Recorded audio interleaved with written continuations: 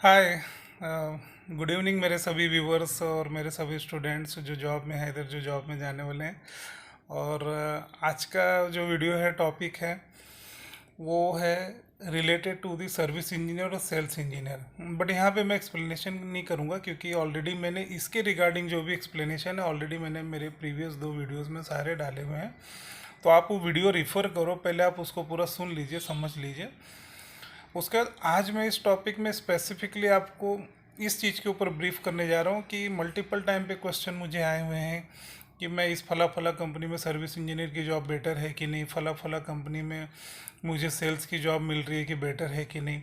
तो ये सब जो consequences of the questions raising in our mind, तो ये क्या करती है कि हमको एक डिसीजन लेने पे ब्रेक लगा देती है, मतलब स्टॉप कर देती है कि माइंडसेट अब उसको नहीं जज कर पाता कि क्या सही है क्या नहीं। क्योंकि आप यूट्यूब पे गूगल में देखेंगे तो मल्टीपल सजेशन, मल्टीपल ओपिनियंस लोगों के होते हैं, but these are the their own opinions according to their thinking. But 1000 mind having 1000 thoughts, उनके 1000 विजन्स हो सकते हैं, ठीक है। तो आप किसी के व्यू पे आप अपना चॉइस, अपना जजमेंट कभी ना लीजिए लाइफ में, ठीक है। Because it's not advantages either, वो बहुत ज़्यादा बेनिफिशियल नहीं होता है। कभी कभी किसी के लिए बेनिफिशियल हो जाता है, जिनका अपना ओन माइंडसेट नहीं काम करता तो वो दूसरों के डिसीजन पे भी चल सकते हैं। बट वो क्या रहता है कि लक फैक्टर पे हो जाता है कि आप सक्सेस हैं कि नहीं होंगे, वो कोई गारंटी नहीं होती है। तो यहाँ पर मैं एक आपको बोलता हूँ कि आप एक नोट बुक ले लो या पेपर ले लो और एक पेन ले लो। सर्विस इंजीनियर के लिए आपको मैं एकदम बहुत बढ़िया आपको चॉइस बता रहा हूँ। आप एक काम करो, उसमें एक कॉलम बना दो, एक लेफ्ट पेन रखो और एक राइट पेन रखो। लेफ्ट पेन साइड पे आप क्या करो, आप अपना पर्सनल 5 पैरामीटर पकड़ो जो आपको अपनी लाइफ में इंपॉर्टेंट लगते हैं। जैसे फैमिली, अगर आप मैरिड हैं तो वाइफ, आपके चिल्ड्रंस, ठीक है।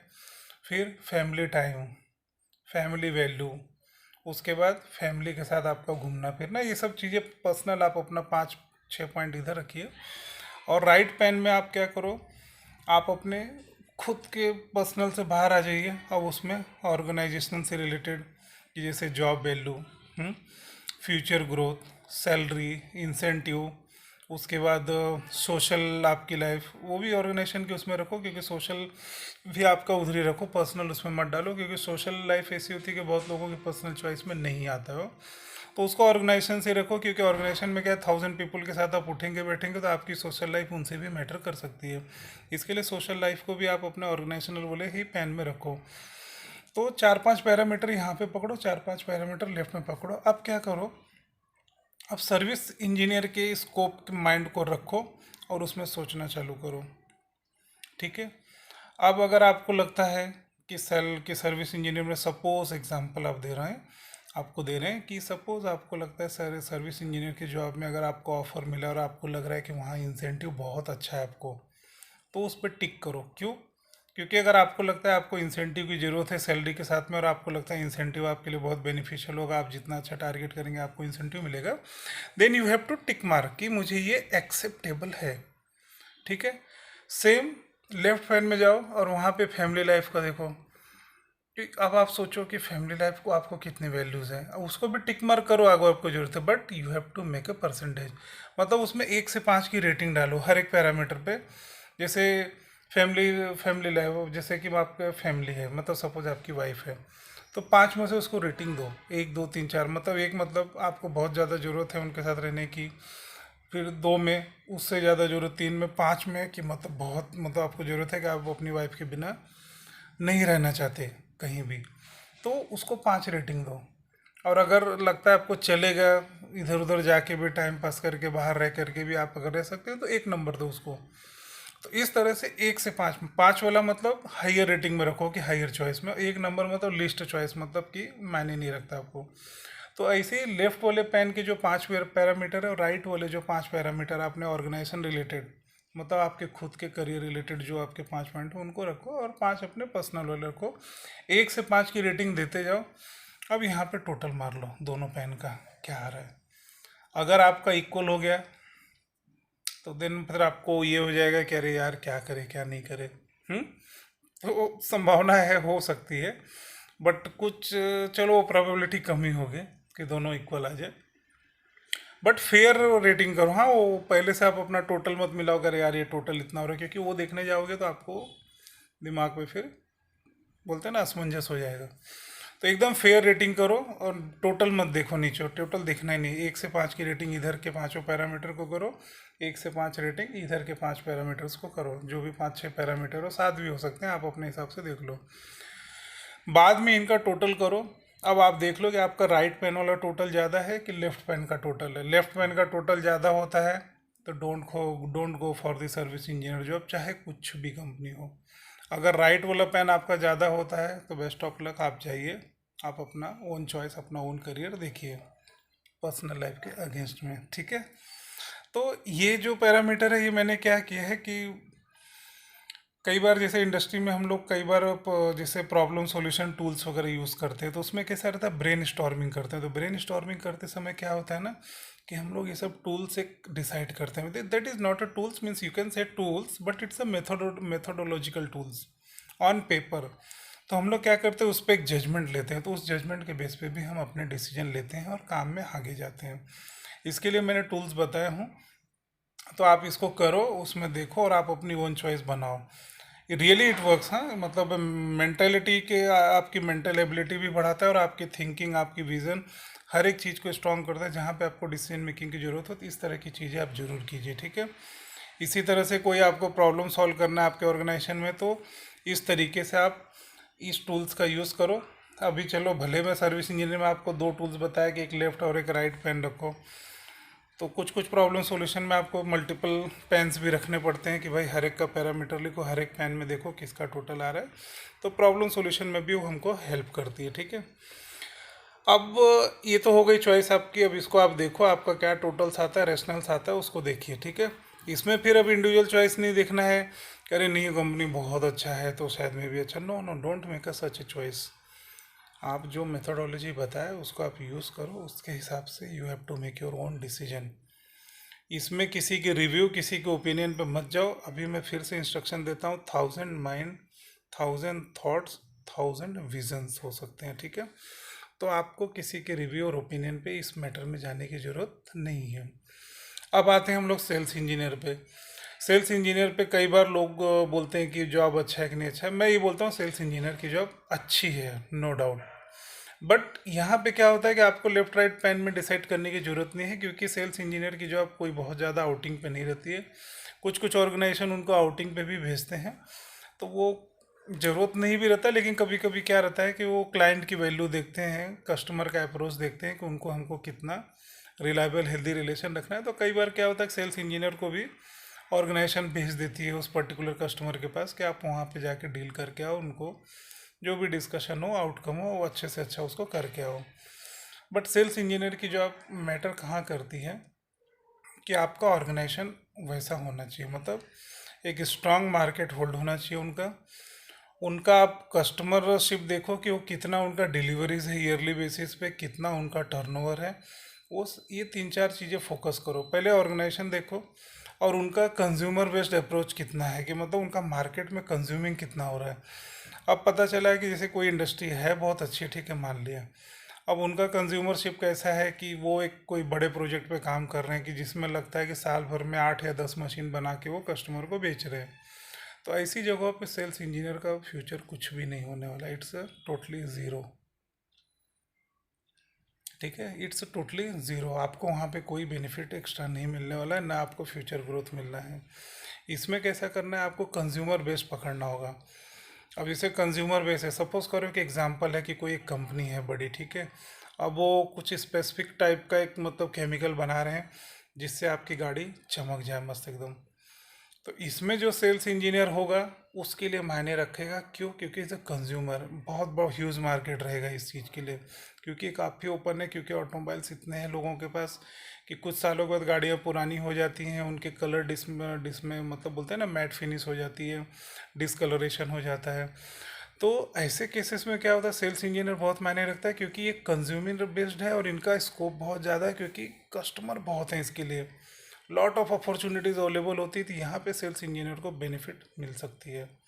ठीक है, तो आप इस तरह के ऑर्गेनाइजेशन पकड़े जो पहले तो ये देखो कि उनका कंज्यूमर बेस्ड कितना है, उनका मार्केट टैली कितना हो रहा है, उनका डिलीवरीज कितनी हो रही है, और उसके बाद उनकी ग्रोथ कितनी है उसमें, ठीक है। तो ये ऐसी चीज़ें पकड़नी होंगी, ठीक है।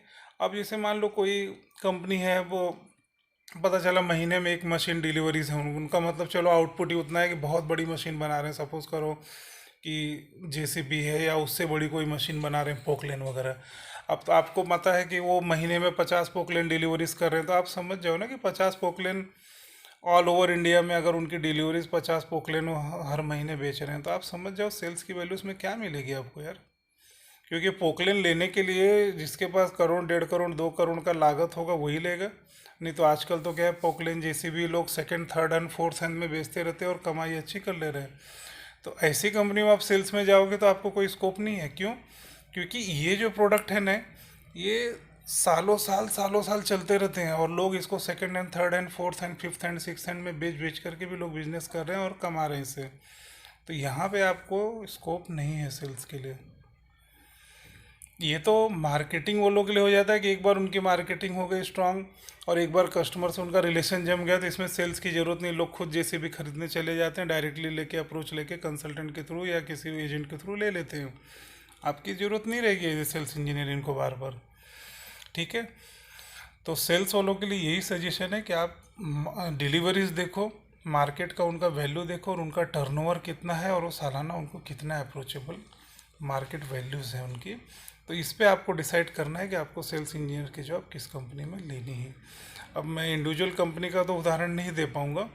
अगर आपका कोई स्पेसिफिक कंपनी है तो पहले आप उनके वेबसाइट पे जाओ, वहाँ पे देख लीजिए कि उनकी डिलीवरीज क्या क्या हैं, उनके आउटकम्स क्या हैं, उनके प्रोडक्ट्स क्या हैं, और कितना उनका मार्केट में उनका वो बोलते हैं ना सोल्ड ऑफ यूनिट्स कितने वो लोग निकाल रहे हैं। उसके बेस पे आप सोच सकते हैं कि आपके लिए स्कोप क्या रहेगा वहाँ पे, ठीक है। तो ये हो गई सेल्स इंजीनियर की एबिलिटी, वहाँ पे काम करेगी। तो कई बार होता है कि लोग सोचते हैं कि ऑटोमोबाइल में सेल्स इंजीनियर की क्या वैल्यू, कुछ नहीं वैल्यू है। सेल्स इंजीनियर ऑटोमोबाइल में बेकार है, किसी काम का नहीं, सिंपल सी बात है। क्योंकि आजकल तो लोग देखो ना, गूगल में बैठे बैठे ही सब कारों का कंपैरिजन कर लेते हैं, ये कर लेते हैं, खुद ही जाके बुकिंग करो। उसमें सेल्स वाले का क्या बेनिफिट है? कुछ फ़ायदा नहीं है, बेकार का चीज़ हो गया। उसके बाद फार्मास्यूटिकल में सेल्स का कोई फ़ायदा नहीं है। वहाँ मार्केटिंग वालों की वैल्यू है, क्योंकि वो मार्केटिंग वाला जाएगा डॉक्टर के पास अप्रोच करता है, वो फला फला फला सब बताएगा, उसके बाद फिर वो थोड़ा बहुत अपना सेटिंग बता देगा, फिर उनको बोल देगा आपको इतना मार्जिन मिलेगा, ये मिलेगा, बस हो गया, वो तो ख़त्म। सेल्स का काम कुछ नहीं, मार्केटिंग वाला ही अपना काम ख़त्म कर लेता है वहाँ पे। तो dear all my viewers, all my students, और जो भी जॉब में है, जो भी जॉब में जाने वाले हैं, उनके लिए ये बहुत खासा ध्यान में रखने की बात है। और मेरे इन चीज़ों को बताए हुए चीज़ों को ना थोड़ा सा फोकस कीजिए, और उस पर थोड़ा अमल भी कीजिए, विचार भी कीजिए। बावजूद अगर आपके पास कुछ क्वेश्चंस रेज होते हैं तो personally you have to put in my in WhatsApp, either in जो भी है अपना यूट्यूब के जो है ना कमेंट्स वगैरह, वहाँ पे डालिए, वहाँ पे मैं जवाब देता रहूँगा आप लोगों को। तो इस वीडियो को बहुत ज़्यादा स्ट्रेच नहीं करेंगे, बिकॉज खास तो मेरा इस पे था कि सर्विस इंजीनियर वालों के लिए बोलना था, क्योंकि वो कई बार उनके क्वेश्चन आ रहे हैं, तो थोड़ा इनको ये टूल्स बताना था। बड़ा इंपॉर्टेंट टूल्स है, क्योंकि अभी रिसेंटली ये टूल्स मैं बहुत यूज़ कर रहा हूँ, और बहुत सारे प्रॉब्लम सॉल्विंग टेक्निक्स में ये टूल हमारा यूज़ हो रहा है, ये मेथोडोलॉजी। तो मैं सोचा कि इस पे इस दिन, इसलिए कुछ दिन पहले ही मैंने सर्विस इंजीनियर के जो lot of questions I got in the YouTube, तो मैंने वहाँ पे क्या किया, ये रेशनल एक बनाया उसमें। तो मैंने खुद के ही माइंडसेट के लिए एक सर्विस इंजीनियर का बनाया कि सपोज़ अगर मैं पहले अगर सर्विस इंजीनियर चॉइस करता तो मैं क्या क्या सोचता। तो मैंने टू किया, सब रेटिंग किया, सब टोटल किया, तो लेफ़्ट वाला ही पेन मेरा सबसे ज़्यादा है, और ये वाले पेन में तो इतना कम आया कि पूछो मत, मतलब छोड़ो। तो मतलब मुझे सर्विस इंजीनियर की ज़रूरत थी नहीं उस समय बनने की, ठीक है ना। तो इस तरीके से मेरा वो चॉइस में नहीं आने वाला था ठीक है। तो आज तो मैं ऑर्गेनाइजेशन में मतलब साइड टेक्निकल हेड हूँ, तो ठीक है चलिए। तो इसलिए मैं कोई ओपिनियन अपना नहीं दूंगा अभी भी इस बारे में। तो आप लोग वो टूल्स यूज़ करिए सर्विस इंजीनियर वाले। और सेल्स वाले के लिए तो बड़ा बढ़िया मंत्र दिया है कि देखो, मार्केट डिलीवरीज देखो, उनका टर्नओवर देखो, उसके बाद उनके सोल्ड ऑफ यूनिट्स कितने, मतलब उनके यूनिट्स मार्केट में निकलते हैं वो देखो, और ऑर्गेनाइजेशन का नाम भी देख लो, वो भी अच्छा मायने रखता है, क्योंकि आपकी सेल्फ रिस्पेक्ट होती है। नॉन कंपनी में काम करोगे तो थोड़ा सा क्या सोशल वैल्यूज़ भी मिलती है ना, तो वो भी चीज़ मैटर करती है। तो इसके लिए इन सब चीज़ों को आप थोड़ा ध्यान दीजिए, उस पर देखिए, और अमल कीजिए, और वही बोलते हैं ना कि अपना बुद्धि विवेक इस्तेमाल कीजिए, दूसरों के रिव्यू पे और उस पे ओपिनियन पे मत जाइए। ओपिनियन और रिव्यू आप पढ़ो, क्योंकि आप पढ़ेंगे तो उसमें क्या, लॉट ऑफ थॉट्स आपको समझ में आएगी लोगों के, बट उस थॉट्स के बेस पे आप अपना खुद का थॉट प्रोसेस बनाओ। Don't pick directly any opinion and apply on the personal, कभी मत करो, ठीक है। तो अब चलता हूँ मैं, ठीक है। नेक्स्ट टॉपिक कोई अच्छा लेकर के आएंगे, जहाँ पे अब धीरे धीरे मैं सोच रहा हूँ कि अब थोड़ा सा बोलते हैं ना इंटरेस्ट, क्या बोलते हैं, सॉरी, इंटरेस्टिंग कुछ टॉपिक ऐसा हो जहाँ पर हम थोड़ा सा माइंड डेवलपमेंट को, mind skill, self development, behavioural development, कुछ इस तरह की भी बातें हों। तो मेरे अब जो नेक्स्ट वीडियोस आएंगे, तो अब मैं थोड़ा सा इन सब टॉपिक पे थोड़ा सा मूव कर रहा हूँ, जहाँ पर मैं आपको थोड़ा सा मोटिवेशनल कुछ चीज़ें पे भी फोकस कर रहा हूँ, और उन पे भी आपको ध्यान देने के लिए कहूँ, ठीक है। तो चलिए मैं चलता हूँ। गुड नाइट मेरे सभी व्यूवर्स, और सभी जो जॉब में जाने वाले हैं, जो जॉब में हैं, उन सभी को मेरी तरफ से नमस्कार, ठीक है। गुड नाइट, ध्यान रखिए।